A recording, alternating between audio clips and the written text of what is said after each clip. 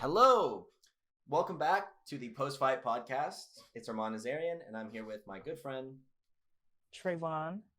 And we're coming at you guys the day after May 9th, so May 10th, after the UFC 249 card, which was a banger. That thing, it broke my heart. It sewed it back together, and then just fucking stepped on it, man. It nailed too well. It was a crazy emotional roller coaster. Trayvon and I were watching it, the main and co-main on the on a Skype call together, and my God, freaking out. And I was a second ahead of Trayvon, and I would react, and then Trayvon would be like, "Oh shit, you ruined it for me." But no, it was a blast, and we're gonna go through everything for you. Quick spot of news. Trayvon mentioned it, so you can go over it. GSP basically inducted into the Hall of Fame, well deserved. I mean, you can't have a Hall of Fame for the UFC or even MMA without GSP. You can't have I think you can't have an MMA Mount Rushmore without GSP's face on that thing, man. I agree as well. Especially about the Mount Rushmore. Mm-hmm. I mean, the UFC Hall of Fame itself is a little bit like Gimmicky, heavily UFC biased. Yeah, you know what I mean. But like, there's no MMA Hall of Fame. But GSP deserves to be in every Hall of Fame there is dealing with martial arts. So it doesn't even matter to me. Agreed. He's a hell of a fucking human. And then we got a little bit more news. Basically, Ferguson just made a post. It's a little cheeky. The Instagram post he made, the commentary was very upright. He said, champ should only wasn't my night last night. Congrats, Justin Gaethje.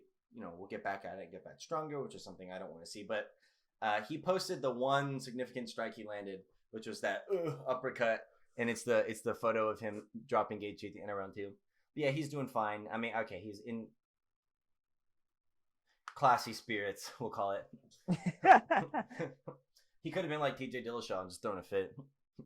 But, because of an early stoppage or whatever. But yeah, and then Cejudo announced his retirement, which I, as a fight fan, don't really care about. Because, I was never fully sold on him as a top bantamweight anyway. He beat a out of retirement layoff Cruz with short notice training. Marlon Moraes, he gutted his way through that fight, but he was losing in the beginning. And yeah, but as far as his resume on paper is concerned, I mean, you got to respect him. Olympic gold medalist, 2-division champion. He beat the champion of both those divisions technically, and the top contender to get the bantamweight strap. So, I mean, what do you got? Anything to say, Trayvon, about that retirement, about Cejudo's career? Cejudo as a fighter. I'll speak more about his fight with Cruz later, but yeah, Cejudo as a fighter, I don't know. It's kind of weird. I still feel like I haven't seen enough out of him. Not in terms of I want to see him in more fights, but him retiring, that's fine. I'm cool with it. I can't really say nothing about it in terms of if he wants to do it, I'm cool with it. He clearly seems to have a mind for money fights and big fights and fights with spectacle. Yeah. He clearly doesn't want to fight any contenders that provide a lot of danger but not a lot of reward. I mean, if he wants to retire, that's cool. He's talking about money though, so if they can bring him back, he'll probably still fight some more guys. So Dana, you can't ever trust MMA. Yeah, you can't trust MMA retirements anyway. So I agree. So that's just that. My only thing is I don't know that Dana's gonna be like, yeah, we need Henry Cejudo back. I mean, Dana didn't even get upset that he retired as champion, and know about it, don't know about it.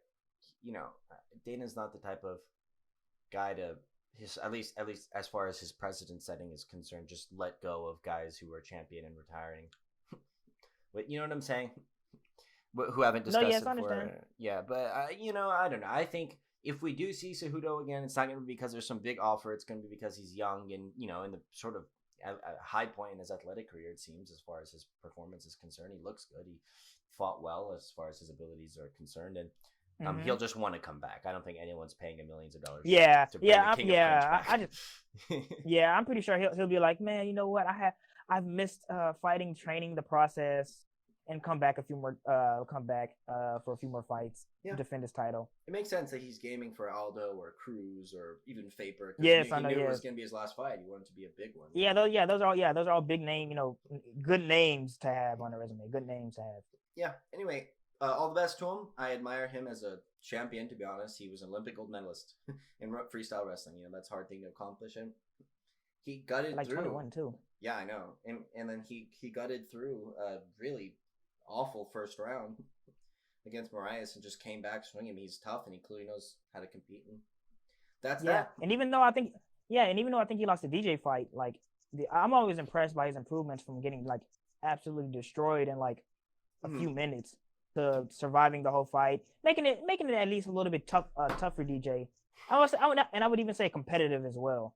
Even though again I don't think he won that fight, but but the improvements to make to go from getting smashed to surviving in only 2.5 years against an elite fighter, another Mount Rushmore fighter, is impressive. I agree. And I saw that fight as it could have gone either way, but regardless, he got in there. He got it. He's a high level fighter. You know what I'm saying? That much is clear. Yeah, exactly. Yes, exactly. And, yes. Yeah, God bless him. Anyway, so I think that's really it for news. There's a card this Wednesday. Cerrone most likely won't be on it. But no, we'll probably pump out another episode for you guys to preview that one. But yeah, let's get right into the fights. We're gonna start bottom up this time. Did you want to start with the Ryan Spann Sam Alvey fight? I don't know how much you cared for that one. No, we're good. We're gonna start with Bryce Mitchell. I want to say something about this though because I haven't before. No, go ahead. Yeah, go ahead. Yeah. Nothing to do with the fight. That fight. I used to really like Sam Alvey because he seemed like a really positive guy, but his comments. I hear he really is a nice guy though. I'm okay. No, go ahead. Before his shit is smiling Sam Alvey. You know what I'm saying? I mean, I always thought it was like, oh, that's a cute little gimmick, but he looks a lot like my first serious trumpet lesson teacher. And so, Chris Prowsey, if you're watching, I'll send you this link. This man, look up Smiling Sam Alvey, Alvey. He looks just like you, and he's built like you too. But that wasn't an insult. Whatever. Go ahead. But no, I don't mean that in a bad way. I mean, he's got like the same thing with the I don't know. I've always reminded me like the skin color, the way he walks, the smile, even the way it kind of sounds, the color of the hair. They're basically the same person. But no, and also Sam Alvey makes a bunch of stupid comments about like, I can't believe the USA hasn't dealt with coronavirus faster. I mean, he's just kind of he makes those dumb comments. But yeah, but like sucked. As a person. Yeah, but as a person, he seems like a respectable guy. Yeah, I'm sure if I fell down in the street, he'd help me out. Yes. Anyway, let's move on to Brian Mitchell. I'm Brian Mitchell. Sorry, Bryce Mitchell versus Charles Rosa. I was hella impressed with this fight, but you can go ahead. No, this is the first Bryce Mitchell fight I've seen live. And yeah, first one I've seen live, and I was really impressed. I really love my grindy grapplers, and Bryce Mitchell. Bryce Mitchell's high paced, really nice as a grappler, and like I haven't seen much of Charles Rosa either because he's had some of these fights like sporadic, like he doesn't fight much. But Charles Rosa's a respectable competitor, and Bryce Mitchell to be able to walk through him so cleanly was really impressive. And I have no choice but to like the fact that he spams twister attempts so much, man. Like it worked though, man. He put him in the truck so many times. He got that. I know it's so fun. He got like a sort of a reverse lockdown on the far leg repeatedly, and then it was just a fight to get this. I was pretty surprised that Rosa was able to get out of a couple of them, but I was so surprised that he put him in the truck like repeatedly, like he got him in that fucking position. I don't know. I was so surprised, and then also the flowing into arm triangles, but it was like and it didn't look just like wrestler over, out grappling like with like go behinds and cradles a jiu-jitsu guy. It looked like a guy with good wrestling and good submission grappling, like good jiu-jitsu. Exactly. Like he reminds me. Yes, he reminds me of like Colby Covington, but like like an active guard passer, an active transition fighter. He reminds me a lot of Colby Covington. Yes, like just off the one fight I've seen of his. Like very, very high pace, like trying to pressure you against the cage, trying to wrestle with you, trying to take you down. Very active on top. Not much of a ground and pounder, but very active trying to pass, working through transitions. Right, he's never attacks way more submissions. He borrows more from a jiu-jitsu meta. He uses more jiu-jitsu meta than Colby Covington, but he still does things that a wrestler would do. I don't know. I was so impressed. From position A to position B, he was like 7 steps ahead of Charles Rosa, who is a black belt under Ricardo Laborio. But I mean, that could mean nothing.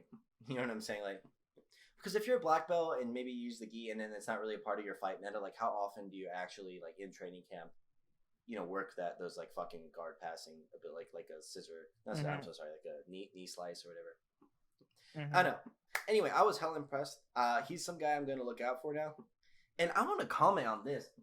The fact that the cage was so quiet and you could hear the fighters conversating between one another and the corners yelling at their fighters, and then like you could even hear cornermen from corner A responding in a like indirectly to something corner B had said by advising their fighter to counter the thing that corner B had just advised their fighter to do. And they were exchanging words, and Bryce Mitchell's corner was like, I don't care about ground and pound, just stay on top, all the shit he talked, or something like that. I thought it was so awesome. Like for people who ever attended like regional MMA fights that are in like really small closed spaces, like obviously it's a lot more crowd activity than an empty arena, but you can hear a good amount of stuff that's happening, like especially like how like during the fight you can hear like the smack of the shots, the breathing and all that. Yeah. Like you can hear like little pieces of that in like regional fights, like a lot of the smacks. Like the first time I ever been to a regional fight, I was like, whoa, like you can hear everything, like it was crazy. Like you can hear the corners a lot more because you're like right by the corners. Like in a regional fight, you're like, it's like a small little area, so you can hear the corners screaming, yelling, and all that stuff. It's really entertaining. Like it's a lot more like visceral experience. A lot more personal. What was your experience with that during the Powers fight? When your second fight in that amateur MMA, what'd you hear? Like, what do you mean? Screaming anything? Yeah, no. Okay, I don't listen. I didn't listen to. I didn't hear his corner. I didn't hear my corner, to be honest with you, because I just kind of thinking about what I'm gonna do.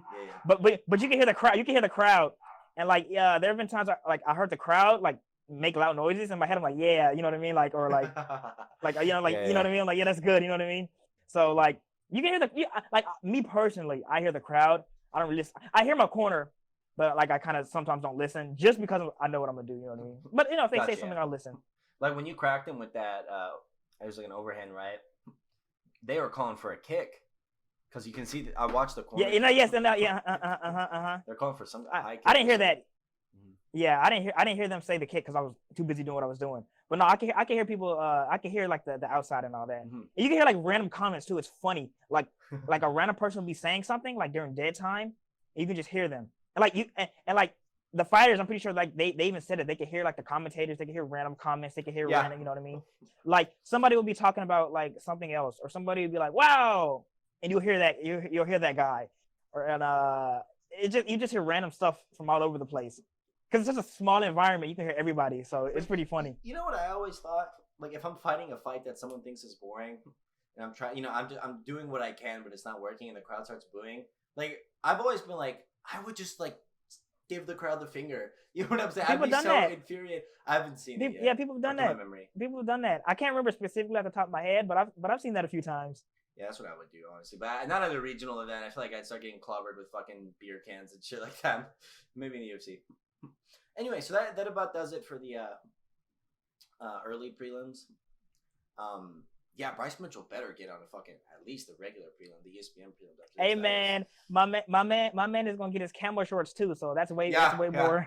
Way more important. Way, camo. I know, right? My man get his camo shorts. I'm happy for him. That's all I can say. Mm-hmm. Me too.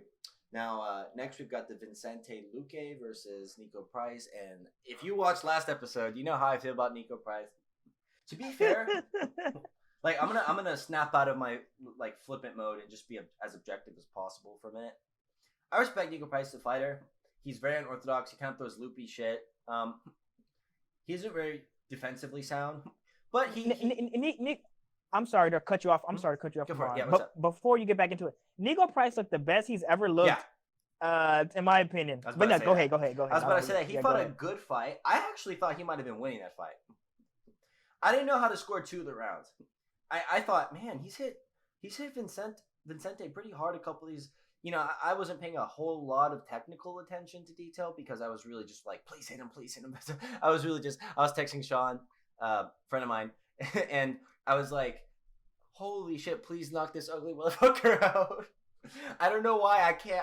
I don't know why I hate him so much, but like I said, he fought a really good fight, and like I mean, It was close. I quite honestly thought he could have been winning. This is as sound as he's looked, and I respect him. He clearly proved himself as being someone who can hang with some of the better guys in that division. And he reached over to Gilbert Burns and was like, "Hey, I'm coming after you next." No, yeah, no, yeah, like Nico Price is, yeah, he's just very weird to me, man. Like he's one of those guys that was willing to fight you in all spaces and is willing to throw power and heat and death at all spaces, and that always makes him dangerous. And again, he's not the most technical guy. He can't keep himself safe in a lot of spaces, which is one of the reasons why he got mauled so bad overall throughout the fight. Yeah, but him being active, him being tough, him being willing to engage, just makes him. It makes him the type of fighter that you have to stop. You have to put him out. You have to curb his momentum. Yeah. And so like I say, so I was actually impressed with Nico because not only was he still his true self in that regard, but he did things like put shots together, throw away a few shots to land some other shots, and I haven't seen the fight since it happened, but I think he threw a few body shots as well, and I don't know if I can remember Nico Price doing things like that. Hi guys, sorry about that. We had yet again another technical difficulty. Trayvon's voice was somewhat in front of his graphic, and so we had to stop and adjust things to make sure that it doesn't happen again. We're gonna stop using the current calling service that we're using, but yeah, bear with us.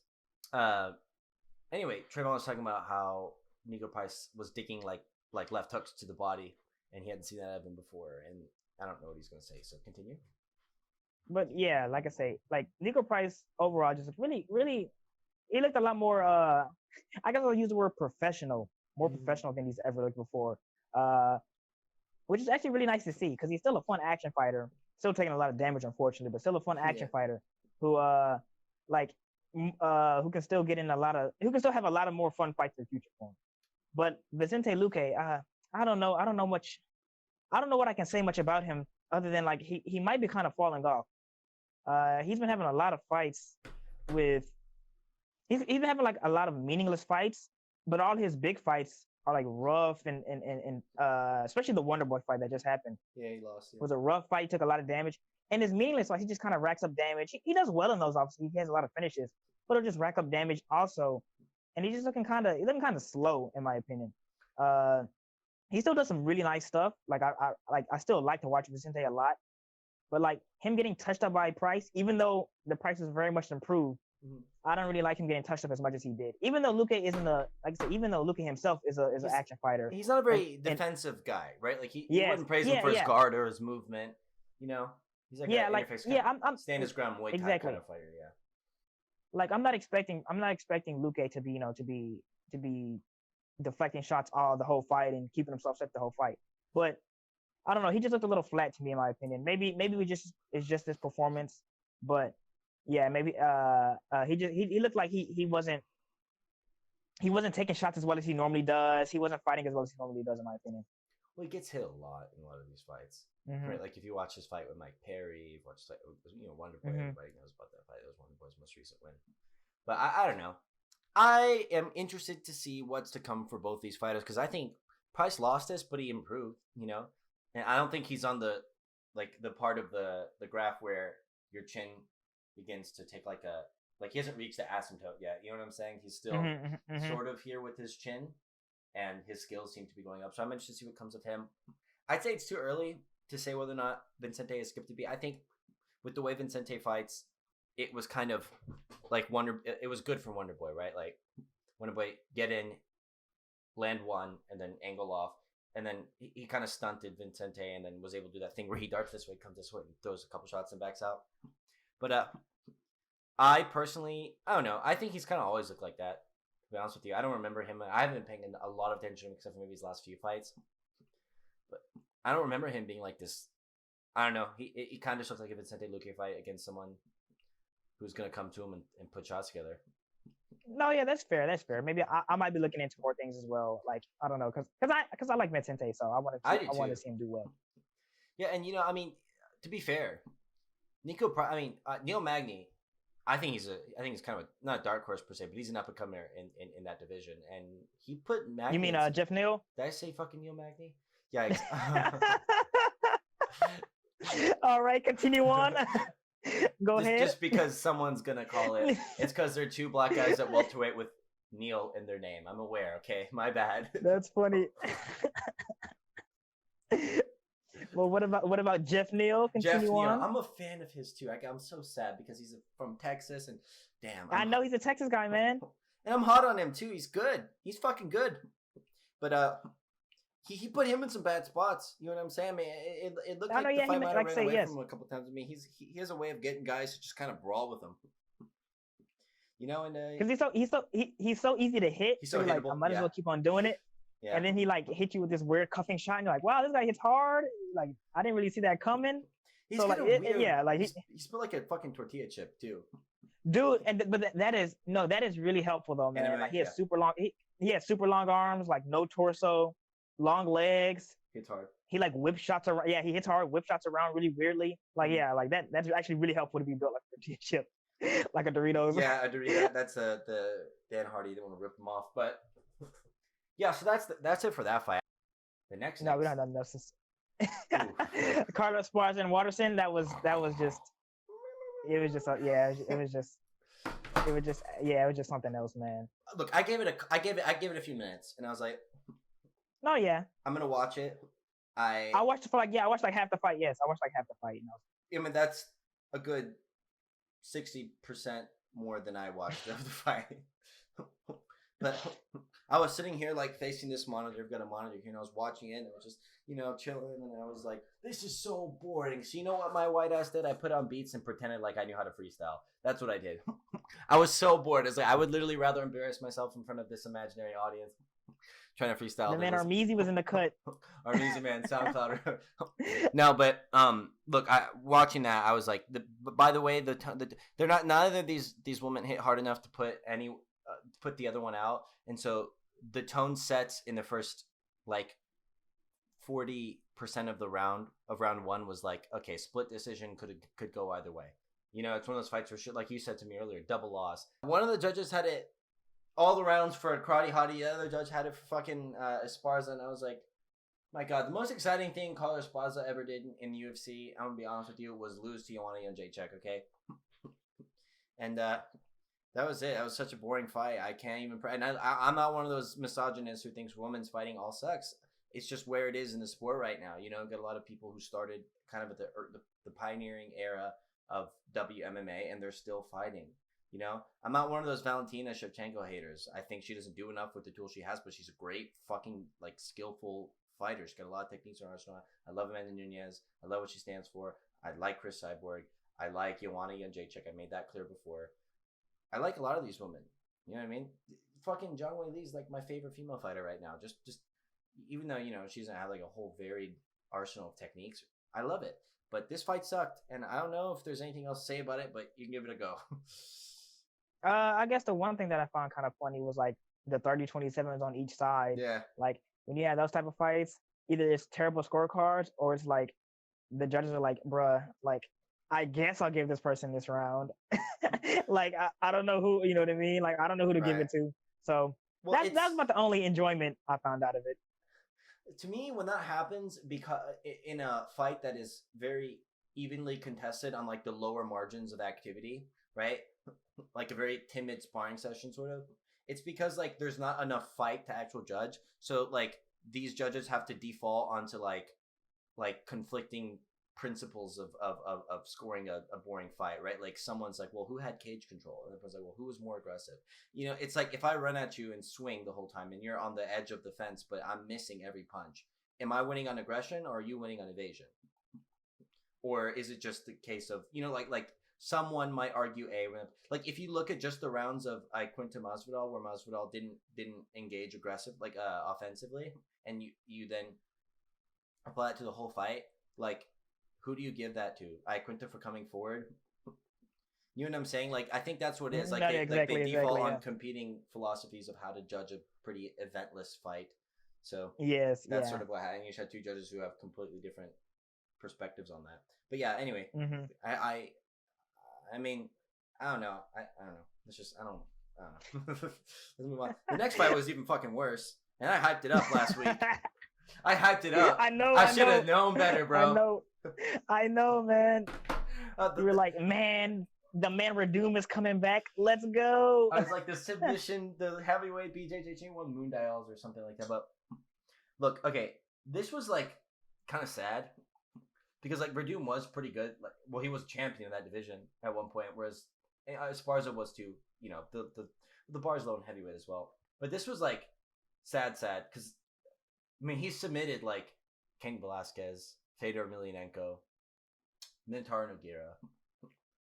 He's been in there with people in Pride, people here. You've seen him come up with Rafael Cordero and just look good. You know, like have some pretty good offensive maneuvers.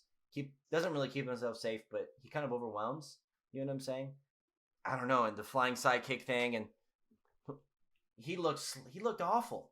He looked so bad. He looked like a lot. Go for it. A lot of this card is people looking older, which is unfortunate. Like, and this was just one of those fights. Like, Redoom just looked like he can't fight competent fighters anymore. Because he's like 40 in his 40s now. 42. He's like 42, right? He's 42. Yeah. He's a couple months older.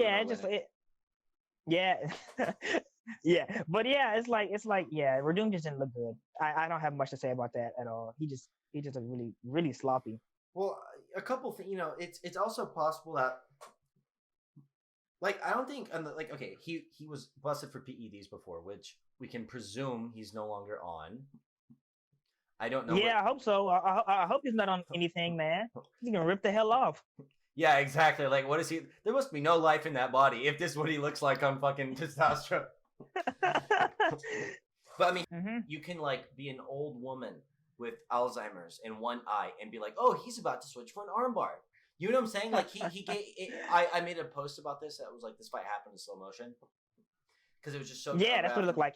Yeah, that's what it looked like. Yeah, it looked like slow motion. And it was sad, especially on the ground where I mean, Verdun mounted fucking Olenek at some point, but he couldn't capitalize on anything there, and it was just sad to see. It was sad to see. And I also, they made dumb decisions like just hold. If you have his back, go for a rear naked choke.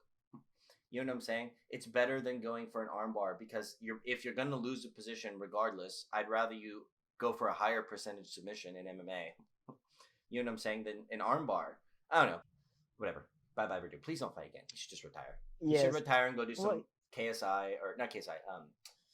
Kasai grappling where he fucking does one of those tag team grappling quintet things with Gordon Ryan, and he should do something like that. But yeah. That's my take on that. But no, okay, yeah. So yeah, we'll get on to the next fight. We spoke enough about our sadness about Verdun looking bad. I had to go all out, the next fight. Yeah, no, the next fight was a lot better than I thought, and I had a wrong read on Pettis too. The Cerrone Pettis fight was a pretty good fight. Like they both looked a little old, like, but it was a good action fight, and you can still see you can still see life in both of them. So I was really happy to watch the fight. Really, not much. One of the things that really annoyed me with the fight was it took so long for Pettis to get to southpaw. Cerrone is it's so common sense, like fast starters, southpaws, people who attack his body. Like these are like easy day one Cerrone tactics. But Pettis was just moving around for a little bit, just doing Pettis thing and just shuffling out at range. Yeah. Like settling, beat him like how you beat him last time. Yeah. I'm not saying not beat him like it, but make him adjust to what you did to him last time. Yeah, you know what I mean? Yeah, make him adjust what you did last time. Guys with the southpaw triple attack, like the left straight, left high kick, left. I know, yeah. And then anything beneath the neck. It's a nightmare for a cowboy, man. It wasn't a left body kick at the last time that undid Cerrone. I don't know. Yeah, it was two left body kicks, but but other than that, other than Pettis, not doing that to sort of taking a little time to settle into that, it was a good fight. It was a nice fight. They both, like I said, they both showed that they still have a little bit of something left, especially if they get the fight that they want to get. They both was able to show their good portions, their bad portions. I kind of, in a way, I kind of don't want to see them fight anymore because if they get actual contenders on the come up, I'm not sure they can win, as evidenced by the fact they've been losing most of their fights recently. But for an old timey WEC back in the day fight, it was a nice fight. Mm-hmm. It was a nice fight. Yeah, it was a nice fight. I had a good time watching it. I wasn't too much mad, other than them both looking kind of old. I came in a little. I went to do something. When I came back, it started way quicker than I thought. So I missed basically the entire first round. But honestly, I'm gonna be honest, I was rooting for Cowboy. I feel so bad for him after he talked about how psyched out he was by the whole McGregor return thing, and I was rooting for him. But fair play to Pettis. He looked good. My whole thing is when you put a bunch of older kind of down the slope fighters together, and one of them wins, and then he beats kind of either a not very good lower tier guy, like a Tim Bosch character, and then another old fighter. You start thinking, well, let's introduce him to some contenders again, and then those contenders just spark them. You know what I mean? And well, it's actually what happened to Cowboy. He beat Alex Hernandez, who kept running into the rear knee. He beat Iaquinta, not in that order. He armbarred Mike Perry, which in a fight that he was losing on the feet, and then he jabbed up fucking Iaquinta, who's again on the decline and has sort of exposed himself as being someone who does the same thing every fight. Come hit me in the face. And then they gave him to 3 top guys in the division, and he got clobbered. And I don't really want to see that from a guy I like as much as Cowboy. Same with Pettis. He's broken his hand so many fucking times. I know. Yes, exactly, man. Like Pettis, Pettis has been really fragile outside of the cage. Getting hurt a lot, all that stuff. But like I say, Pettis looked good in the fight. Threw back hard in combination in the pocket, worked his kicks, took a deadly head kick, man. His chin is still there, I guess. Yeah, that was crazy, yeah. His chin is still there, I guess. It was still pretty game. So overall, the fight was nice. They both attacked each other. They both was tough. Mm-hmm. Not much to say about it. I don't think they're not fighting the top guys, but they had a good little showing. Yeah, they had a good little showing. It was a feel-good fight, and I appreciate it. And they were friends. Mm-hmm. I always cringe a little when between rounds the guy's trying to walk off and Cowboy corrals them into a hug. Yes, man. Like as nice of a person I try to be, man. During fights, man, y'all fighting, man. Don't y'all can hug after the fact. Well, my thing is, if it's a mutual thing, I don't mind that. But when you watch, like Mark Hunt, Bigfoot won. They were hugging them. They both agreed. They're like, man, we're about to fucking hug and then go to war. I was fine with that. But when it was what's the Jair Rodriguez versus Korean Zombie? Zombie was trying to fight, and he kept getting convinced to go fucking give him. Yeah, I was like, stop, hit him. I know exactly. Yes, Zombie hit him. Don't let people stall a fight out for no reason. Yeah, he kept in the middle, the end of the fight, he was like, come on, man. Yes, I know. Yeah. Korean Zombie was like, hey, man, we're fighting. We're fighting. Pretend you're gonna hug him, and then just slam him in the face with an elbow. Just hug, boom. That's what I would have done. It's a fight, dog. And that happened out loud. Yeah, I would. The Mayweather Ortiz. Yeah, that sucked. But Ortiz deserved it with the fucking headbutt. Yeah, Ortiz was tripping. Yeah, I don't like that, and when he tried to do that, it's like Cowboy I don't want to buy too much into the sort of armchair stuff. You'll hear guys I was watching the DC and Hawani podcast thing that they're doing now, and DC was saying you can see one of Cowboy's tells that he's under pressure is he'll try to make friends with the fighter. I don't know what goes on in Cowboy's head. I'm not a clinician there analyzing his personality, so I don't want to play too much into that whole. Well, this is why Cowboy does that. He has to be friends with the guy. I don't know. It seems like he does better when he is on friendlier terms with him, and that he gets sort of overwhelmed by something, whether it be it intimidation or just frustration or emotion, or the prospect of losing to someone who shit-talked him. When he gets shit-talked, he gets overwhelmed somewhat. But when I see Pettis is just trying to go back to his corner, and he's like, hey, come here, brother. Come on. Come on, let's hug. I'm like best friend. This is so cringe. It's so cringe. I don't know. To me, when he lost and he was I think he lost and he was being all huggy. It almost seemed like let me take the steam off the loss and make it, less of a this guy just beat me in a fight and he just bested me in a competition dynamic. That's sort of what I saw. I can see that. Yeah, I can see that. Mm-hmm. Yeah, but I don't know. It's. I didn't like it. It was a fun fight, though, but I didn't like that. It's weird. It was weird. It made me feel can we just fight? Can we just save that for when it ends? He clearly doesn't want to. I'm here for violence.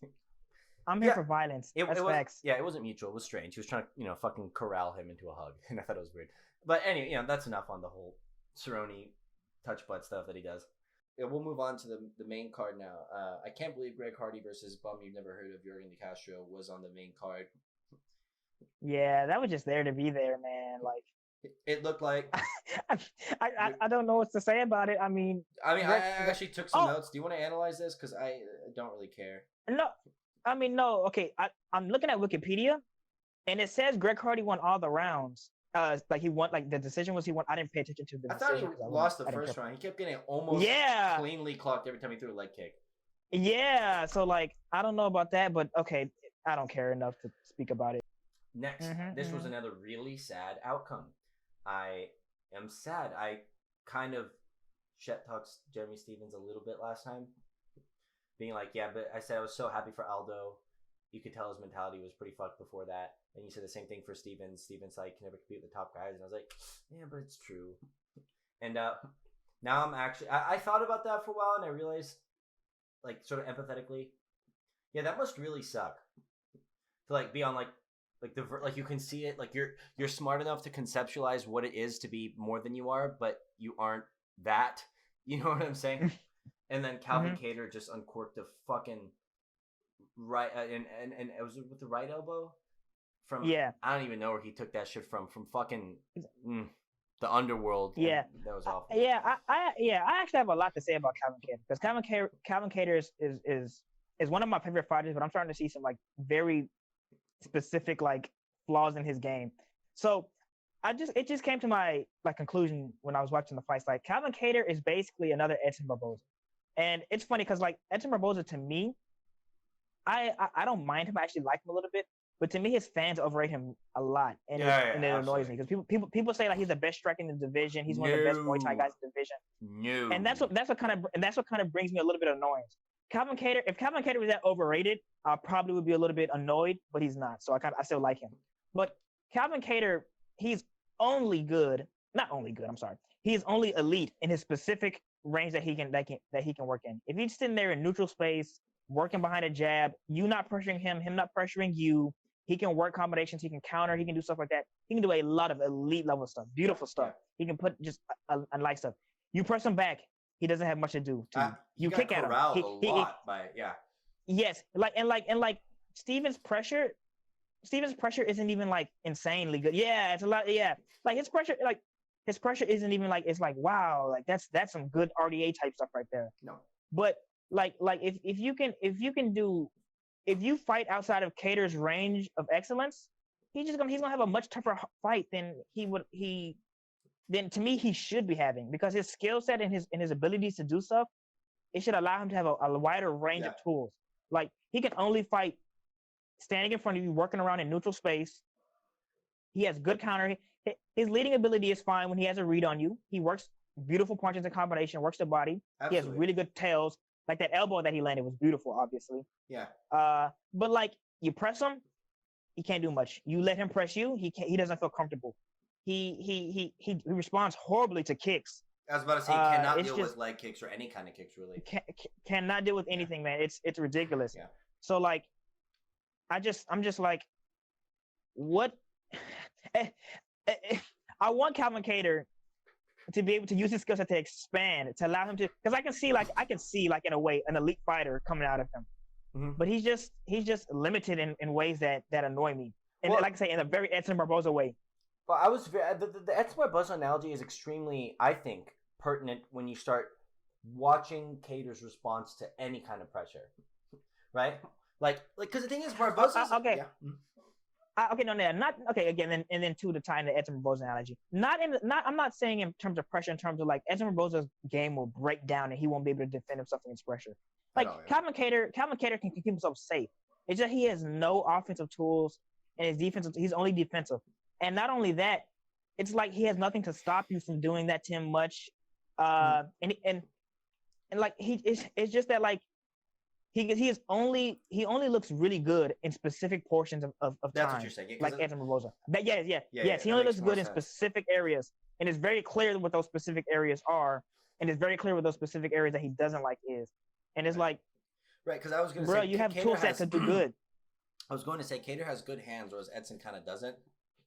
You know what I'm saying? But when Edson's doing the things he wants to do, like kicking, switch kicking, yes. If you give Edson kicking range, if you just sit at kicking range with Edson and allow him to put combinations together and allow him to hit his mix-ups, he's gonna annihilate you. You know what I mean? He's gonna rip your head off. Dan Hooker. Would you press Edson back? No. Yes, exactly. Dan Hooker. Yes. If you press Edson Barboza back, he gets all gallopy. His head just jumps up in the air. He just starts to wobble around the sides of the cage to get some big shots. Khabib ran Like, in a straight line at Edson, and Edson just was like, "Oh no, I'm gonna have to backpedal." yeah, you know what I mean. Yeah, yes, Literally you know what I mean. just back But step, back step, circle out. He didn't have any. mhm. You know, it's crazy. He comes from a good and camp too, which is and surprising. yes, and like Edson, and then too, like I say, like at a baseline in terms of like what, like Edson, I've seen Edson pivot before. I've seen Edson do nice things before. It's a lot, you know, like I've seen him do these things. He has a tool set to not let that stuff happen to him. Right. But like obviously the mental capacity to implement your game under duress and all that is a lot harder than it is to just say, oh man, you know, you gotta be, you know, smart when people are pressuring you. Yeah. But yeah, man, like Calvin Kattar to me is another Anthony Barboza. But nonetheless, the knockout was cool as hell. Yeah. Yes, knockout was cool as hell.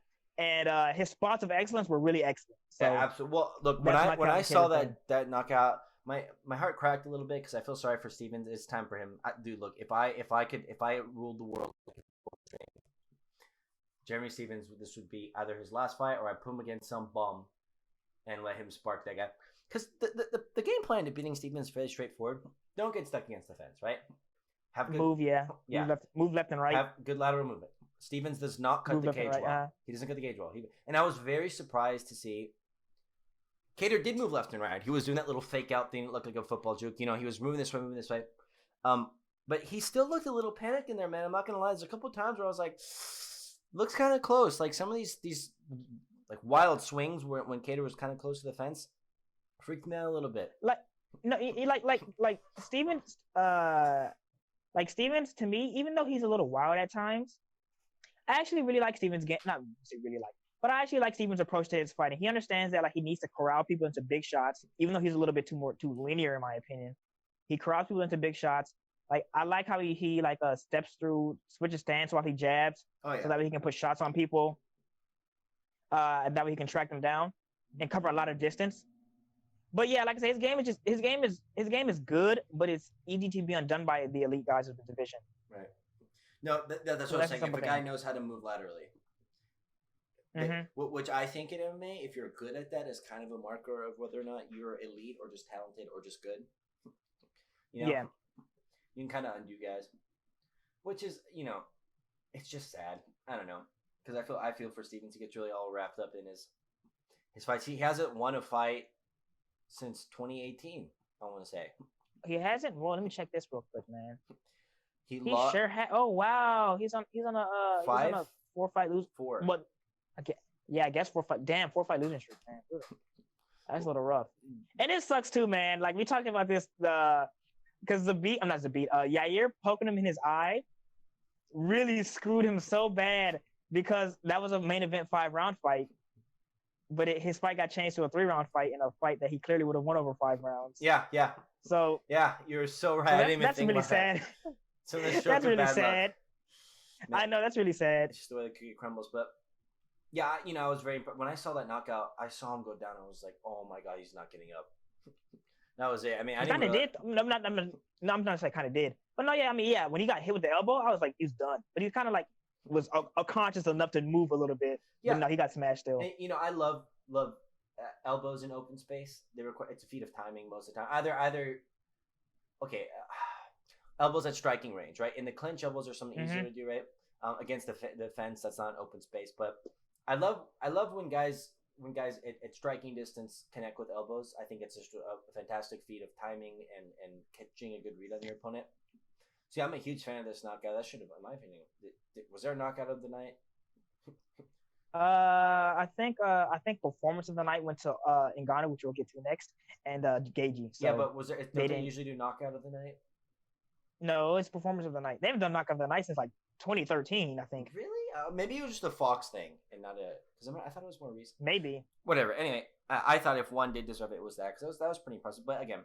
No, that was nice. I like that elbow. Yeah, Kattar, like you honestly, there's nothing more to say. You know, you covered his limitations. I'm actually I was a little surprised that he obviously he didn't succumb to Stevens' pressure, but I thought he would deal with it a little more.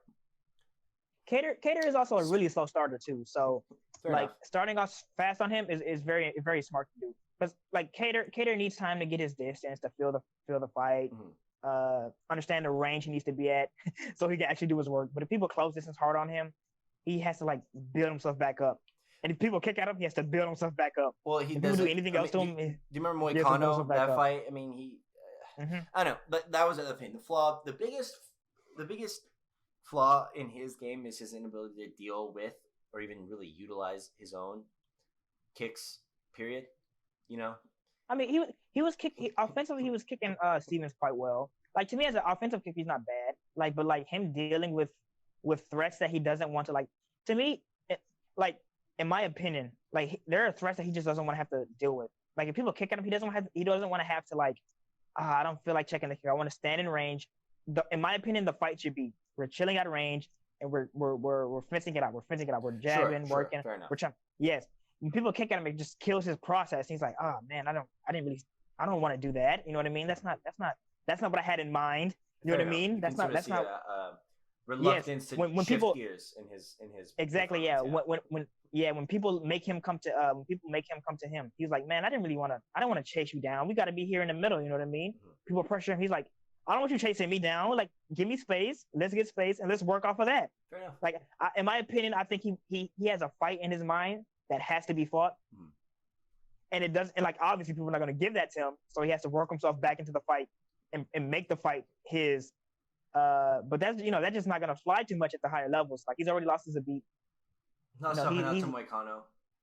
Yeah, you know what I mean. Yeah, he's gonna lose to those guys who won't give him spaces and who can also compete with him in those spaces. Because Stevens was able to compete with him in the pocket, for a good majority of the fight. Because Stevens as a pocket boxer is I'm not gonna say is underrated, but he's respectable. So fair enough. Yeah. Mm-hmm. Well, on to the next one. This one's gonna spark a little bit more outrage. I said it in that one group chat with John. Really, I Ngannou is like the closest thing we have to a Deontay Wilder in MMA. Yeah, I mean, I guess that's the easiest way to put it. Still not as technical. I mean, Deontay Wilder is not a technical boxer. You know what I mean? But he still is a little more responsible with the way he fights than Ngannou because he's a boxer. Let's not get into that. But man, this fight disappointed me. Why? I mean, like, what did you expect? Like, no. No. I was disappointed with my. It wasn't that disappointed. Oh, okay. Fights like this disappoint me, and this is just why? I would like to hear. I kind of mentioned it. I'm very annoyed with the fact that I mentioned this to you last night. I'm very annoyed with the fact that people can get away so consistently in certain divisions in our sport with having some tremendous physical advantage over other people. Right, and I mean, I understand. I don't like it. There's a certain degree of skill and athleticism it's going to take to deal with a round one Ngannou that virtually no one in the heavyweight division in MMA. Yes, exactly. Period has. I'm not gonna say MMA period because like if he was in another division, he just wouldn't. No, I said at heavyweight. I said at heavyweight. I said at MMA heavyweights. Period. Okay. No. Yes. Oh yeah. Exactly. Heavyweight period. But and there's ways to do it, right? Like there's ways to beat Ngannou. He has vulnerabilities like inside leg kick out. Those work against him. You saw against JDS, he kicked out his rear leg or something, and he completely fell out of position. Bro, when he runs at you, don't plant yourself and engage in a firefight. He's going to flurry, have some circular motion. You know what I'm saying? Take a back step and circle out. You don't have to engage in a counter punch battle with this guy. You know what I mean? We saw from Stipe that you can do that. Stipe is not even the best defensive striker in MMA. You know what I mean? But he was able to move his head, and it seemed like at some point Stipe was kind of sprinting away from Ngannou. But nonetheless, I have I don't know if his cardio is better. I doubt it. He's a really big guy and fights like a madman. I'm sorry to cut you off, but my take on Ngannou is like I haven't learned anything from him, but like nothing's changed really about how he's winning. Yeah, I mean, I don't too much mind him though. Like he is deading people in 2 seconds. So I mean, that's pretty fun. In my opinion, if he's champion, that's cool. I'm not too much tripping about it. But I don't really too much see any mini heavyweights that can handle him physically. Like he's gonna touch them consistently, and it's not gonna be consistent. It's gonna be one time. That's it. So Stipe and DC are the only two to me that even have a remote chance. And I think right now, I think DC is I think Ngannou is a terrible matchup for DC in a sneaky way. A horrific matchup for DC. almost Jones level of catastrophic matchup for DC. I actually think it's worse. And it might, yeah, it genuinely might be because he's a physical guy that's gonna be hard to wrestle. Even if DC gets him down, I don't really see much. You know what? I don't know if Ngannou can actually. I don't know, No. but I think he's a bad matchup for DC. Well, the reason I think he's a bad matchup for DC is because of DC's choice of defense. Exactly. No. Yes. Exactly. Like he's gonna be hitting DC hard a lot. Yeah, and at least he was able to pair that sort of mummy guard, and I don't even know. It was like some. What would you even call it? It's not a Philly shell. It's not a Stonewall. It's kind of like he just hit stiff arms. Yeah, he just hit. To me, he just hit like stiff arms or like a cross guard. You know how Muhammad Ali used to make fun of George Foreman about the mummy guard? That's kind of what DC will do, like this, and he'll parry it. He'll kind of parry shots, then come over, or he'll do this. He'll dab. Like he'll literally do this. You see him. No, yes, yeah, like Yeah, but at least at light heavyweight, he was faster and could kind of move. You don't see him. Well, no, at heavyweight he can do like I was watching I remember watching the Derrick Lewis fight and thinking like Derrick Lewis can't win this fight. He's not fast enough to catch him. He's not fast enough to do anything to DC, and DC can just get in range and take him down at will, or get in range and tag him with shots at will.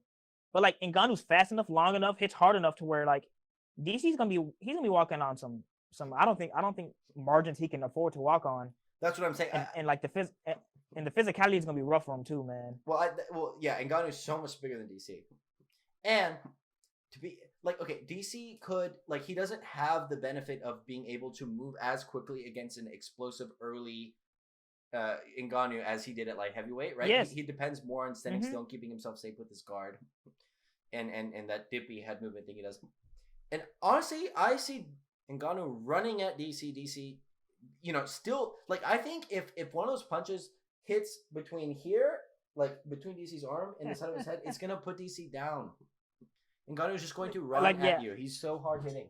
It's scary. Yeah, like Rosenstruck takes so long to get up. Dude, yes, man. My goodness, bro. Ngannou kill people, man. Yeah, I know. Oh my God, he changes their lives forever. Dude, it's ridiculous, man. It's ridiculous. Like John Anik said it, and I agree with him. Like for the longest, I was like, to me, the hardest hitter in MMA is either between Anthony Johnson or Ngannou. I think I'm gonna have to put Ngannou there first, man, because it's ridiculous how he does people, man. Like, yeah, like I'm just have the assumption that he's gonna be the next heavyweight champion, and like he's either gonna get knocked.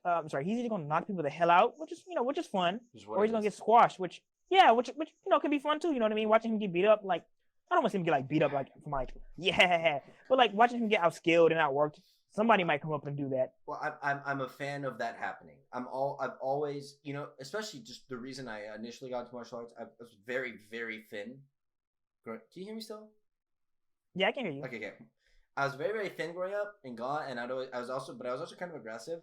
And I liked to wrestle around and fight. But like everyone I'd go against my age was generally like bigger than me.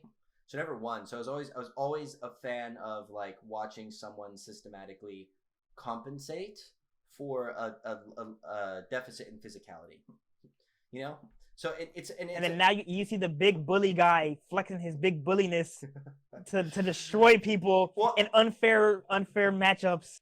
No, it wouldn't even be upsetting if Ngannou like was a responsible defensive fight. Like when you watch him run at Rosenstruck, he was throwing some awful punches. I mean, it looked bad. He, his first few were okay, but I mean, they were just like coming from another reason why I say his punch mechanics aren't even like they're on awful. point, but he hits so hard. He's still killing people with these shots, man. It's like goodness gracious, man. That uppercut, he was turning away. Like when you punch, right? Like I don't like. When I throw uppercuts, right, I'm never moving. Like, if I'm trying to throw an uppercut from here and I'm going like this, I'm never sidestepping this way to throw the uppercut, right? Like, I don't have a lot of power going like this. It's just bad. No one does. But this is how he knocked out Andrei Arlovski and sent him flying off his feet. The uppercut came from, like, here and went like this. And that thing came, and it sent him, literally his feet left the ground. And I was like, this is incredible. This guy is just so strong that it doesn't even, at what point does it not matter? Stipe had an answer at first. Yesterday I told you I still would bet on Stipe, but I'm less confident now. Like, can he take because he took some shots early going. Yeah, no, like I say, like, I mean, like, I wouldn't be like, if I had to choose a winner right now, I'm picking Ngannou over Stipe. But I wouldn't be surprised if Stipe at all did the exact same thing he did the first fight. I just think Stipe's fighting on like super thin margins.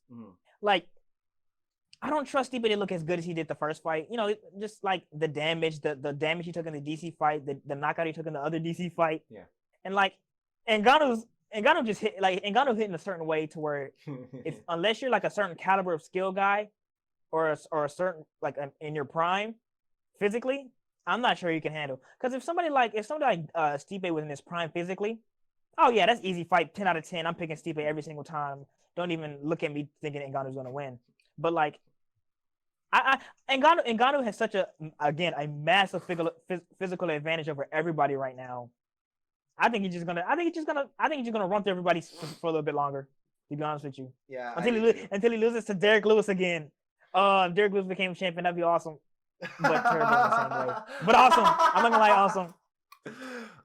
And yeah, it was just crazy. I don't know. I mean, Ngannou's a force right now, and it's not really because he's that skilled. It's just he's so hard hitting, and like well, obviously in the perfect division, if he were any lighter, he would, you know, if he for some reason decided he was going to try and make it cut down into a fight, he'd lose a lot of that power. But no, for death hitters like him, right? Like, being a death hitter obviously is a beautiful asset to have as a fighter. It is one of the greatest assets to have as a fighter. To me, in my opinion, the only better asset to have as a fighter is having a great chin. You know what I mean? Like both of them are like super high quality to have. Also another point, man. Dude, he has a great chin. Like, he didn't give a damn what the Rosenstruck was throwing at him. He just ate it and came back with like, he just ate it and came back with like. Ngannou was like max stats heavyweight, like max attributes, man. For real, it's ridiculous, man. It's ridiculous. It really is. But back onto the topic, yes. Like if he was in any other division, yeah, his game wouldn't fly. Like, you have death hitters like John Dawson, to me is a max stat fighter. Like, John Dawson's chin is ridiculous.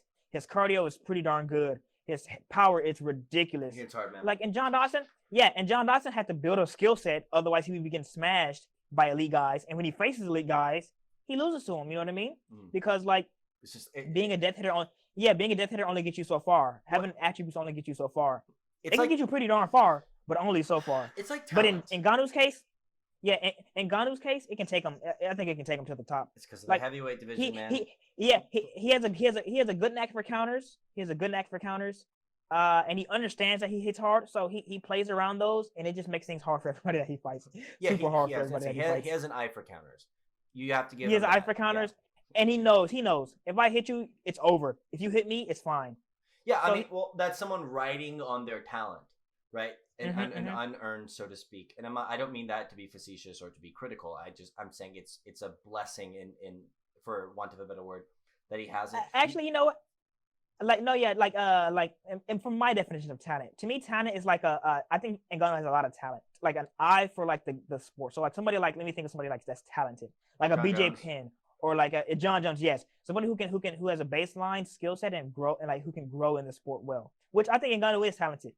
I think he's leaning on his talent, his baseline ability to understand fighting, like the eye for counters, right? Like, he has an eye for that, which is nice to have. You know, it's a talent. I think he's leaning on his talent and attributes, like his attributes, like power.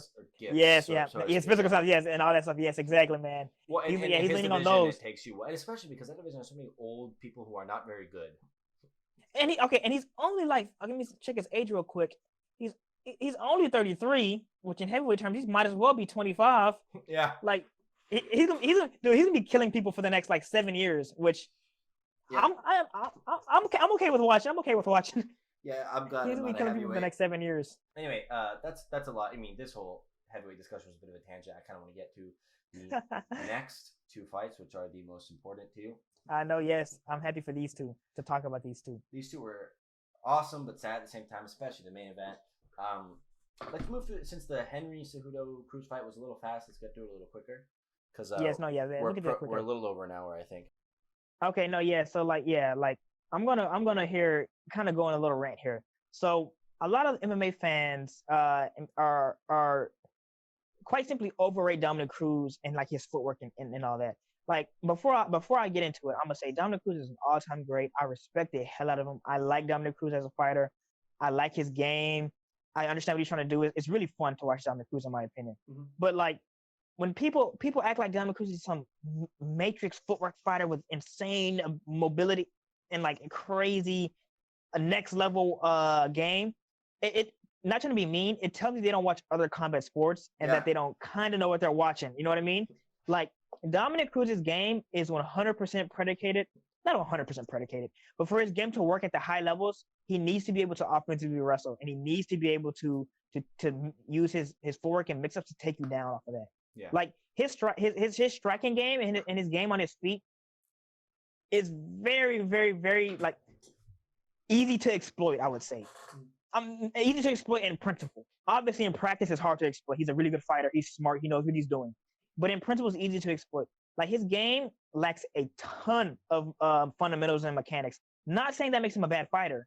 It clearly doesn't. He clearly is an all-time great fights. But it makes it so that way, like people overrate him because they see something new and they're like, "Wow, this guy's making something different and new work. This is insane. This is magnificent." Missing, right? And people, yes, working. Exactly. Yeah. Like Cejudo, right? He did the most basic thing, feinted into leg kicks, and it just crushed like Cruz's ability to get stuff going as much as he wanted to. Yeah. Because Cruz moving around so wildly and vividly, and his legs are there to be taken apart. You know what I mean? And then Cruz's game as a striker, especially, I don't want to say meanly, it has a lot of holes in it, and it's holes he covers up very well and very smartly. But like in the pocket, he's very weak. His mechanics are terrible. Oh, yeah. He has a good eye, a very good eye for defense. He's a smart defensive fighter. But his defense can be cracked apart just because his positioning is so terrible at times. At range, he can be chewed up with leg kicks because his stance is so erratic. Like he eradicates his stance so consistently on his own. Like there's a reason you don't see Dominic Cruz type of movers in boxing and kickboxing and Muay Thai, the top striking arts, because they get chewed up. In boxing, they get ran into shots, they get ran into hooks, they get smashed to the body. If you move that consistently in boxing, you'll get corralled against the rope and smashed to the body. You'll get crushed in the pocket. In kickboxing and Muay Thai, you'll get your legs kicked out from you in 2 seconds. Or again, they'll corral you to the cage and smash you to the body and smash you to the head. But again, the reason why like people can't do that to Cruz, one, is because they're worse strikers, and then two, if you try to work that, he'll normally take you down. Like against Cejudo, whenever they enter the pocket, Cejudo will try to work takedowns and try to work off of that, and he does that against everybody else. Just smart, you know what I mean? He's a smart fighter, very smart fighter. But like, if you can't get a wrestling game going, what's to stop you from just smashing him from range at kicks, kicking him for free? Yes. What's to stop you from, if you're a good pocket boxer, from smashing him in the pocket? Mm-hmm. What's to stop that? If he can't take you down and mix up his attacks and get you scared of the threat of the takedown, then what can you do to him? Yeah. And even though, like I say, like I think Cejudo fought a smart fight. He did what he had to do. Cejudo's a smart fighter as well. That did what he had to do. I can't really take too much from Cejudo. I still think like Jan and Jan's a bad matchup for him. I still think there's some contenders at 35 that can give him some tough fights. But like he just did not to be mean. He did the bare minimum against Cruz, a smart bare minimum, and like it made Cruz's life so difficult, and it got Cruz to duck into a knee, a really smart and good counter that Cejudo did. He kind of feinted Cruz into movement to try to leg kick him, which he's been doing the whole night, and Cruz ducked into a knee, which is good for Cejudo. Like just don't like. I'm not gonna say tell people to don't. But Cruz, don't look at Cruz and think of like, man, this guy is the next. This guy is moving the paradigm for striking or movement. No, like no one else does. Staying in stance. Staying in stance and having like, you can still move fast in stance, but like staying in stance and having a set fundamental set of movements is so much more important than tacking your movements. You're tacking smart movements. Tacking smart ideas onto janky movements. Yeah. Because Cruz tacks janky ideas onto smart movements. Janky ideas onto smart like action. You so, meant like, to say smart ideas onto janky action. Yeah. Yes. Yes. Exactly. And like that's like to me, Cruz, like even if he was in his prime, he'd be having a tough time against the top of the bantamweight because these guys are these guys are able to do things that will cause trouble for Cruz. Well, that's about all I had to say. Yeah, well, my whole thing was I agree with pretty much everything you say. It's just observations during the fight. I agree more with your initial statement, which was when people sort of revere his footwork and sort of striking ability as being some sort of like transcendent level set of movements. They haven't watched other striking sports. Not his overall game plan, but a lot of the angles he tries to cut and sort of the dart stuff he'll do is borrowed from some things that other boxers have done, right? And so if you watch that, you can kind of see. I know what you mean. But it's an extreme. It's an extreme. Yeah. It's an extreme. Yes. And it seems like he's trying to force the way he'll move is he's trying to force people to give him those openings so he can pivot off or move off. Yes, like if you watch Willie Pep or that's one of his guys, or Lomachenko, Willie Pep or Lomachenko or any like excessive mover in boxing, they're staying in stance as they move, or again they might break stance to set traps, but Cruz he sets good traps. He does. Again, he's smart. I'm not gonna take away from he's smart and all that. But he'll put himself in positions. Yes, you know what I mean. Like he'll break stance in the pocket to throw like weird straight arm counter hooks. His punching mechanics are very very bad. Like and that's dangerous as hell. Like those guys, like they'll set their tricks, but they'll stay in stance, pivot off. They're not as excessive and exaggerated in their actions. They're good fundamentally. Like they hang on.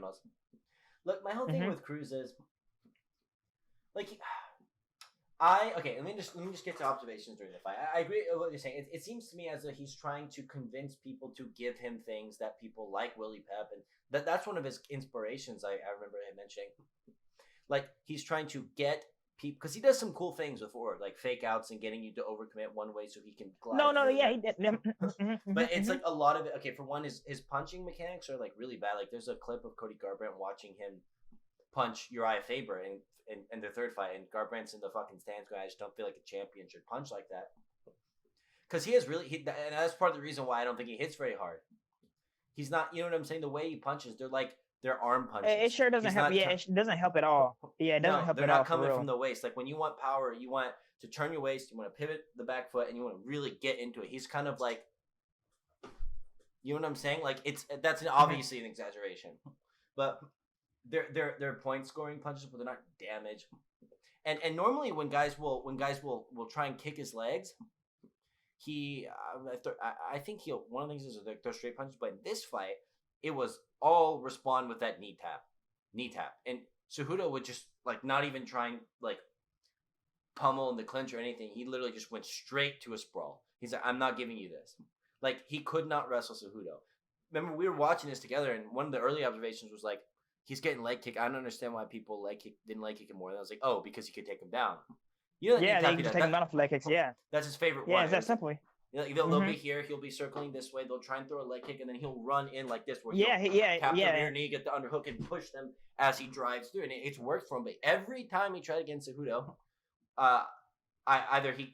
it didn't work. For one, it created a scramble which Cejudo won. Cejudo just plain out defended it, or he ran the risk of fucking running his head onto Cejudo's because Cejudo was changing levels so quickly. And actually, I don't remember how the headbutt occurred, but one did. But what I noticed when I first picked up on it, Cruz did like this weird level change where he kind of almost like took a knee, like he put the rear knee down on the floor to throw up a right straight, I think it was, to the body, right? Like, you know, most guys will crouch when they throw straight punch to the body. He literally put his rear knee on the floor, and I was like, ooh, I don't like him doing that. He's gonna walk onto a leg kick. And when I was like, I said that to you, and I was thinking his face is going to collide with the knee, and that's not exactly why it happened, but that looked like a leg kick that Cejudo was trying to throw. That it did kind of look like a leg kick. Yes, it looked kind of like that's a leg what kick. I thought. I was like, but it's because of the way Cruz was moving that he, for a different reason, but nonetheless, him changing levels caused him to run his face, and it's because he throws himself. I mean, this again, it's not so much. I sound like I'm complaining. Cruz has been he's lost 3 times, and the first one he avenged twice. The second was to someone who put a really smart performance on it. And he didn't end up being a high caliber. You know, he got knocked out every fight after that. But then the third guy he lost to was, I mean, he double champion Olympico. He's a good fighter. You know, he's not getting beat by bums. It's worked for him, and it's worked specifically within the context of how people from his era during his prime have struck in MMA. Facts. He adapted it to that, and it worked very well. And I don't think he has a place in the top 5 anymore. But he make, like you said, these drastic movements. Like when this thing he does when he slips off the side, it's not just a slip. He will do that. He will lean and slip and then turn. But it was like a way out here fucking, and it looked like he was slipping a 1-2 fall. It looked like 1-2 leg kick from Cejudo. I don't remember, but it looked like that's what Cejudo was doing. And to evade the punches, he like dipped his head way down and ran himself onto a kick. That being said, I thought the stoppage was early. Yeah, I thought it was a little early, but yeah, I mean, like Cejudo said, I shouldn't have eaten that knee. I'm not Cejudo, like Cruz said, I shouldn't have eaten the knee. It's like during your thing with a wrestler guy, like you had the double underhooks and they took them from you. You make a good point with there. It's like, well, it doesn't matter. It shouldn't have mattered. I shouldn't have lost anyway. Cruz had the same mentality. It's like, it doesn't matter if the stoppage was early. I shouldn't have eaten the knee. I shouldn't have been in a situation where poor judgment could cost me the fight. Someone else's poor judgment. So I'm not too upset about it. I was at the time because I like Cruz. Just to touch up on that. I like Cruz too, man. Him taking undefended strikes to me isn't necessarily I was watching a video by the Weasel where there was like 11 undefended strikes.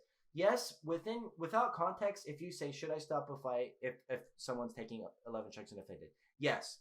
But within context, it's not the same as someone like Ferguson just eating punches and looking completely out of the fight, or someone belly down. In order to build a base the way Cruz was trying to, he was on all fours, putting both hands on the ground to put his hip up to the fence so that he could build up against it, eventually put his back to it and stand up. In order to do that, he had to sacrifice defending with one arm. You know what I'm saying? It was a decision he made to think, I can probably eat these because they're not very hard. I'm going to quickly get, you know what I mean? It looked like it was a sacrifice he had to make to get up the way he was trying to. So I don't want to play too much into 11 undefended strikes. Yeah, but placed within their context, those strikes were not as devastating as just hearing 11 undefended strikes would make one think. Yeah, I don't know. It's kind of sad. I don't know. Don't know what to make of Cruz's career. Like, what do we do with him next? I don't know. What happens? Yeah, I'm not sure. I don't know. I don't really know. Like, this fight was weird to start. Yeah, the fight was weird to start off with. So that'll be that for that fight. So now on to the main event, which is a fight that got me in so many different emotions. Yeah. But I'm gonna go with my first one. For one, I am very happy Justin Gaethje won, and again, like I even though I was picking Gaethje very heavily to start off the fight, in certain ways he impressed me and did more stuff than I even thought he was gonna do. Man, like I had the assumption that Gaethje was going to kind of not have to, but it'd be very mandatory for him to stay in the pocket and clinch range at all times and crush Tony with big shots, and for him to finish him early. But even though he did stay in the pocket a lot and landed some great shots on Tony, he worked well at a range, leg kicked the hell out of him. Had I love it. He had great head movement to draw out shots for Tony and I counter them. His defense looked, dare I say, very good. Like to me, Gaethje's always been a very underrated defensive fighter. People act like he is just takes punches just for the fun, just to eat them. Like beforehand, I would never say he was a good defensive fighter, but he was a understanding defensive fighter. He was defensively responsible, and he knew it, and he knew how to tie that into his game. But like the fight he had against Tony, I would say like that was an actively good defensive fight. Like good. Like I can't like regardless of division, regardless of anything, like a good defensive fight. He would dip under stuff. He would throw that leg kick, dip under with the left hook. I like that. Very nice combo. Love that. He would initiate head movement in the pocket to get Tony to throw, to land big shots. He came up top with counters he didn't see coming. It was gorgeous. He used his level changes and his dips and all that, and his side to side movement to draw counters. Like there was one specifically, I believe, in the third round. Like he threw at Tony, I think, a body jab, and he changed levels with the body jab. So he dipped again, and Tony tried to shoot for an uppercut, and instead of dipping to his right, like so the uppercut can travel underneath, he level changed and then threw his overhand right, which brings your head to the left, obviously. Oh, and Tony tried to throw himself an uppercut. Yeah, and that was one of the big shots that rocked Tony. And it was within the span of a few seconds. You know what I mean? He dipped through the body jab, dipped again, and then threw the overhand right. And Tony, he ate the thing full force. Like it's just like Justin Gaethje, man, is awesome. I freaking love the dude, man. Justin Gaethje is, again, like I say, a fighter's fighter. Not only is he ultra violent and willing to fight and scrap, he's getting better. A lot better. Oh my god. He's even improving to me, improving as a finished product is ridiculous. But he's doing that and it's insane. Now onto my very hot takes. I'm gonna say it. I'm gonna ride the bandwagon until it ends. He's beating Khabib. Now he has to be more aggressive than he's shown previously for me to be confident in him picking Khabib. Because if he stays at range a little bit too much, I think Khabib can just kind of walk him into the clinch and push him against the cage and work his game. Yeah. And again, I am very scared. This is a lot of false bravado from me. I'm really nervous about it. But I'm saying it. I'm gonna say it, and I'm gonna say it until the fight happens, and I'm gonna say it until the fight ends, hopefully in his favor. Gaethje beats Khabib. Gaethje's gonna walk himself into range, make Khabib miss, smack him with death, stuff his shots, and that's gonna be that. For me, whether or not he beats Khabib will be entirely determined by can he stay off the fence, which will. I don't think Poirier made that fight so easy for Khabib by just sort of backing himself up on the fence. That's why I never had confidence in Poirier. He's kind of hard to hit clean, but he's not very hard to just get a hold of. Period. You know what I'm saying? And so but I don't see Gaethje as being someone who's gonna do that. He's more of a stand. I don't know, man. I feel like. He's made so many improvements within his last few fights that he's someone who has a coaching staff who I trust to get him to stay within the black line. Yes, he is a smart fighter, and his team around him are smart people. Like if he even if he lost, if he fought a bad fight against Khabib, I'd be shocked. I'd be completely shocked. Like if Khabib just went out there and took some shots to enter the clinch and use that clinch to press him against the cage and all that, and Khabib just outworked him on the ground and did his normal stuff. I wouldn't be surprised because Khabib is elite as it can get. But if Justin fought a bad fight, I would legitimately be shocked. I would be surprised if Justin fought a bad fight against Khabib because his team and everything is so good around him. Well, he's got to make it to where Khabib is in the situation he was in with Ali Quinta in rounds 3 and 4. Right, because if they start exchanging punches, man, I believe Khabib is going to get dropped and finished potentially. You know what I'm saying? Even for as good of a chin as Khabib got, man, like that, he doesn't have the defense to just be taking those type of shots. No, man. And I don't think I think Tony might have a better chin than Khabib. I don't know. Yeah, that's ridiculous, dude. Onto the Tony section. Back to the Tony fight. Yeah, look. Yeah, I'm sad. I'm sad that Tony had to take such a brutal beating. That he took even though Tony has done so much great in his career, Tony has done so much, fought so many great fighters. For all of that, the 7-year win streak, for all of that, just to end like this, just makes me sad. It brings a tear to my eye, but not in a good way. It makes me feel very bad for him, man. I want to comment on that. Watching this, so just something on Tony Ferguson. He is one of those people who is hands down one of the would go down as one of the best fighters just on his performance and resume that there's been. It's actually kind of crazy how much he's been able to do with the way he fights. And I don't mean it's absurd because he gets just on the end of guys' punches and he still gets caught, but then he recovers, and he's been able for pretty much his whole career, with the exception of the Michael Johnson loss, and then now this one in devastating fashion, to mentally and then physically overwhelm people. He has some awkward things he does. He has a good, he feints well. He's got good feints. He has good setups. You know what I'm saying? His one that he likes to do where he'll overextend intentionally, and then as guys jump on his back, he spins into an elbow. The shifting spring back forward into jab. He has things that work well for him. But a lot of what he's been able to do is just impose his will on people, and he gets away with lots of defensive flaws. His chin has saved him a lot of the time. His reflexes to just lean out just barely out of the way and just kind of get touched by the toes instead of the fucking shin of the high kick. That has helped him to move with the kick so that he gets sort of the rear end. This time, some of the things I called, or that I guess both was called in the last episode, were there and some weren't. I personally thought this is the first fight where I haven't seen Gaethje club with the left hand, turn it into a collar tie, and then throw uppercuts. He tried that one time at the end of the last round, but he poked him in the eye and No, the end of the first that round. was different. That was when he tried to. No, that was different. I thought because he did that against Cowboy or whoever in one of the last 3 fights before this one, where he feinted a takedown, like he feinted a knee tap. And yeah, that's pretty similar to what he did to Tony. I don't know if he feinted a takedown, but he tried to get a Collar-Tyne uppercut on, but he missed. Right, that's when the thumb went in the eye. That's when the thumb went in the eye. That looked like a level change into an uppercut, which he started doing it. At some point after the James Vick fight, I don't remember. I expected, like I said, uppercut from there. That's what I thought, because Tony just keeps his fucking head up so high, his chin, he didn't work that. I didn't find it necessary. He didn't start jabbing until round 5. Did you notice that? His first, I thought he was gonna jab more consistently. Me too. But I remember, in round 4, he threw 2 double jabs and then just smacked Tony's head back. I was like, God damn, dude. Like to be honest with you though, I'm not too much mad that he didn't jab much. He didn't really need to, because Tony was jabbing for him and giving him range and letting him counter. So he had good, pretty good offensive work off of that anyway. So he was fucking, he was shifting into punches really well. He was flowing.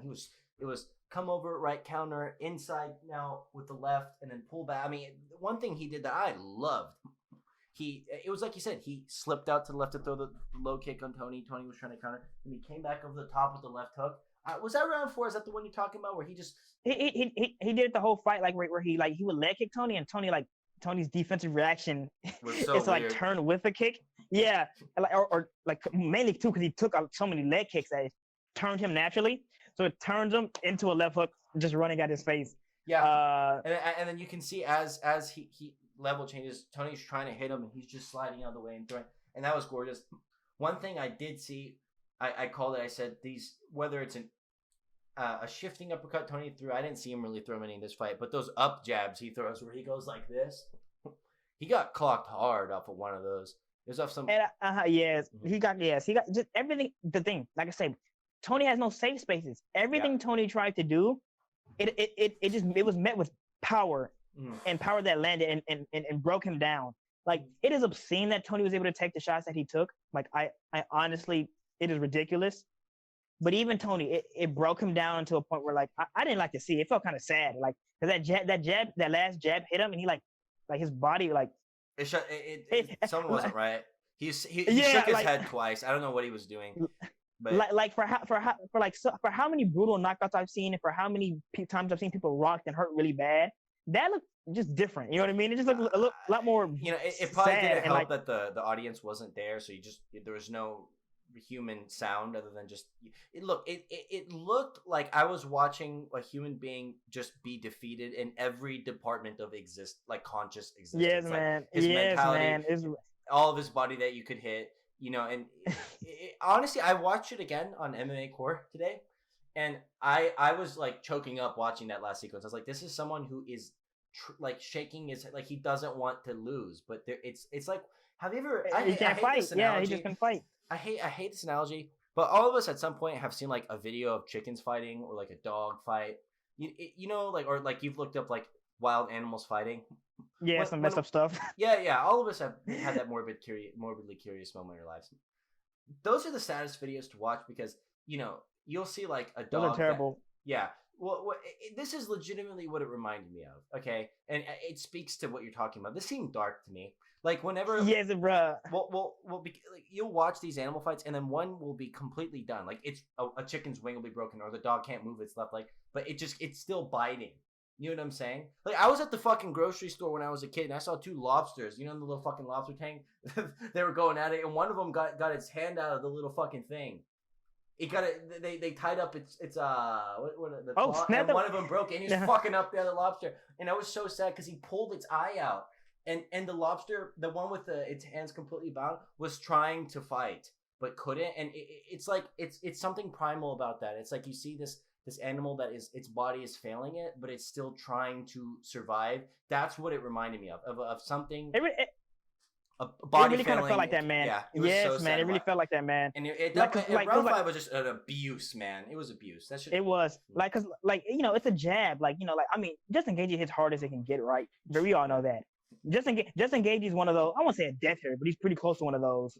But a jab, took Tony just whole body out of the equation. He just wasn't processed. he had to he had to shake his head to like he didn't know where he was at. He I didn't don't know what he was had happening there. His mind was not yeah, working exactly. Yeah, properly. exactly. Yeah, he was shaking his head like trying to get him. I don't know what. Yeah, I don't know what he's trying to do. That's like that's But a little. That's a little. He wasn't in a space to fight mentally at that point. Yeah, he wasn't in a space to fight. He He wasn't in a space to fight at all. Especially if Tony Ferguson's backing up doing that. Tony Ferguson, the come forward pressure fighter. It's time to stop it. I think. Look, I was seeing all this earlier. I think I was listening to his corner. He was just getting like it was like watching a man fight his 16-year-old son. It was so bad. He was getting sunned in that 5th round. He was getting so fucked up, and his corner is like, "Take one to give one, Tony. Get him back." I'm like, "Are you kidding me? Okay, throw the fucking towel. Corner. Throw the towel." Yeah, I was watching again. No. I think. Look, if I were Tony Ferguson's spouse and I watched that fight, what I would have said is, if you're gonna keep fighting, you fire those people, okay? Because you like one thing I really respect about fighters is when they're being beaten the fuck out of, and their corner actually does decide to throw in the towel. Like Wilder's corner should be praised. Speaking of that, Trevor Whitman, who was obviously in Gaethje's corner, threw in the towel for Nate Marquardt in a fight. I think it was against Kevin Gastelum.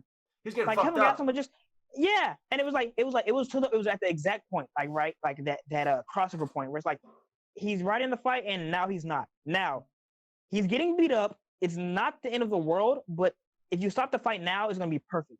Yeah. Like, and he did it. Like, it's like, wow, that happened one time? That's insane. Because a lot of guys, it'll be clear. Like, okay, he's losing. It's not that bad. It's not that bad. Okay, it's getting worse. Okay, it's getting to the point where, like, now is the perfect time to stop it. And they just won't. A very short period into round 5, that time came to pass. Right? Like, when you're watching Tony I would say, like, in the middle of round 4, to be honest with you. But yeah, especially round 5, yeah. Look, I would, like, if I'm Tony's corner and I see him, like, you have to think to yourself, what are the odds that at this point Tony's going to pull a victory out of the bag, and is it even worth it?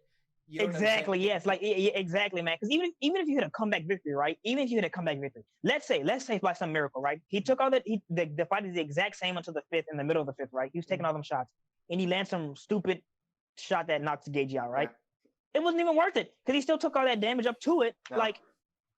It wasn't even like, okay, great. Now you have to fight Khabib, and Khabib is going to beat the hell out you, worse. You know what I mean? It's not even worth it. Dude, yeah. And look, here's another. Look, this is technically speaking, it's not surprising that Gaethje. Well, okay, I didn't think Gaethje would get off as well. I knew Gaethje was going to land the way he did. I just didn't think it would happen as often or I'd come as easily. Like, I thought Gaethje was going to have a harder time at range. I thought that front kick was going to do more, was going to pay dividends. Tony should have, he should have done more front kicks because like those are touching Gaethje pretty consistently, and Gaethje didn't really have much answer for those. No. But like, it looked like, the leg kicks might have deterred him from either lifting the leg that was kicked or standing on it. That's what I'm talking about. Yes, because like say, even though I know I'm talking about he should have done more front kicks, but it was so hard because like. He threw a front kick, Gaethje exchanged with a leg kick. Gaethje weave into the pocket and hit it with hard shots. But yes, those front kicks were one of the better offensive points of when Ferguson was punching off of his kicks, he did a lot of good work off of that. But he did, he threw a high kick into a jab. Well, look, I thought that, I mean, he had success with the minimal, especially relative to how much success Gaethje had. But look, I thought those things that he did do well were going to work better against Gaethje than they did. Nonetheless, I agree. And I still thought Gaethje was going to land most of the things he did just at a lower rate, and that he was going to finish him earlier. But he exceeded my expectations. Cardiovascular output, evasive movement, the amount of openings he capitalized on. Yeah. Exactly. Like him beating him comprehensively over 5 rounds and getting the finish late is way more impressive than him knocking him out in 2 rounds to me. Like, I thought he was going to be, I thought he was going to be landing hard shots on Tony, but I thought Tony was going to be giving some hard shots. But Tony really didn't do much. He landed a few hard shots and obviously that uppercut. But like, other than his shots were very sparing. He didn't really get to Gaethje much at all. He hesitated so much because when he got clocked, he knew he got clocked. And then, like, again, very true, yes, but Gaethje's defense allowed him to stay safe in exchanges like that. I didn't think he would be as safe as he was in. Like, I was really impressed. Like, impressed by Gaethje and really sad by Ferguson, man. Yeah, I mean, I guess closing. Like, in my opinion, closing, in my opinion, I don't think Tony Ferguson is going to be the same. I think his time as an elite fighter is, like, officially up now. And if this is the end of Tony Ferguson, then it was a damn good run. Historic run. A damn good run and crazy run. And like the Ferguson Gaethje fight is like one of the I can already tell it's gonna be one of my favorite fights. Like even though how sad it is, how great it is. I'm gonna be watching this fight one of my favorite fights. over and studying and learning. One of my favorite fights. Well, for my closing remarks, just a couple things I wanted to say, just to comment on how it was sad. It looked like it feels like we're reading a funeral obituary, man. We're all here, but in a way we are, because it looked like you could see someone who finally had Tony's number. I knew Gaethje was the worst matchup for him, worse than McGregor and Habib, because I don't think watching this fight, dropping Tony's better for Tony because he can honestly scramble away. It seems. I don't think McGregor could get him out of there in round. I think he wouldn't have been able to finish him in the early rounds, and then eventually, because of McGregor's cardio issues and just it's not his cardio issues, it's the way he fights. He springs back and throws hard punches. He wouldn't have been able to keep that up.